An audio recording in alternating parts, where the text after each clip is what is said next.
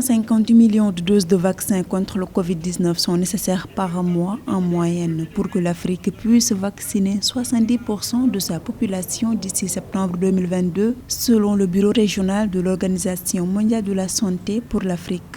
Ainsi, l'expédition de vaccins pour le continent, qui s'estime actuellement à 20 millions de doses par mois, doit être multipliée par 7. Par ailleurs, les pays africains ont récemment réceptionné 4 millions de doses de vaccins par l'initiative COVAX.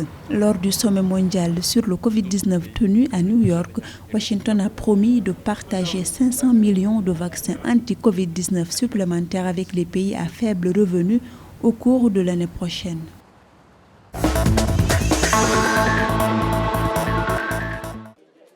À l'occasion de l'Assemblée générale de l'Organisation des Nations Unies, jeudi 23 septembre, de nombreux chefs d'État africains ont dénoncé l'iniquité criante dans la distribution des vaccins contre le Covid-19 dans le monde.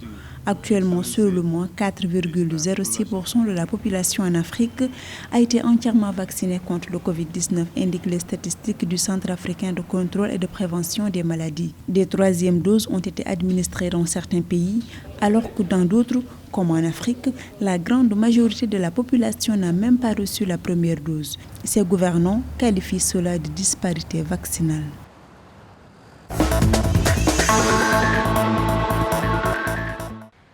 Le Royaume-Uni maintient l'Afrique du Sud dans sa liste rouge en raison du niveau du variant bêta, toujours présent, et pour sa capacité à contourner le vaccin anti-Covid-19. À cet effet, tous les voyageurs britanniques revenant d'Afrique du Sud doivent observer une quarantaine de 10 jours. Une situation qui ne manque pas d'impacter le tourisme sud-africain. En 2019, le pays a enregistré 400 000 voyageurs en provenance du Royaume-Uni. Le manque à gagner pour la filière est estimé à plus de 45 millions d'euros par mois.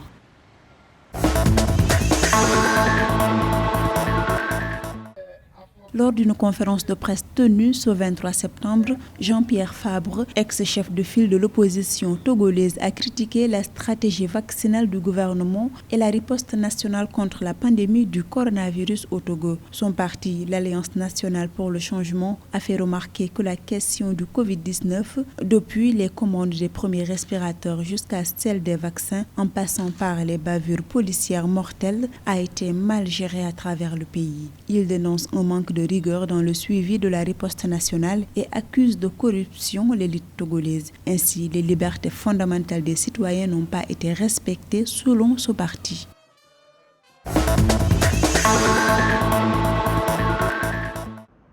Le gouvernement ivoirien, la Banque européenne d'investissement et l'Allemagne s'engagent dans la relance post-Covid-19 en Côte d'Ivoire. Dans ce cadre, le pays et la Team Europe ont signé le 23 septembre 2021 à Abidjan plusieurs accords d'un montant global de 100 milliards de francs CFA pour soutenir la relance économique post-Covid-19 et le renforcement du système de santé et de solidarité de la Côte d'Ivoire. Ces accords sont destinés aux populations vulnérables pour un appui à l'amélioration des systèmes de diagnostic sanitaire en Côte d'Ivoire.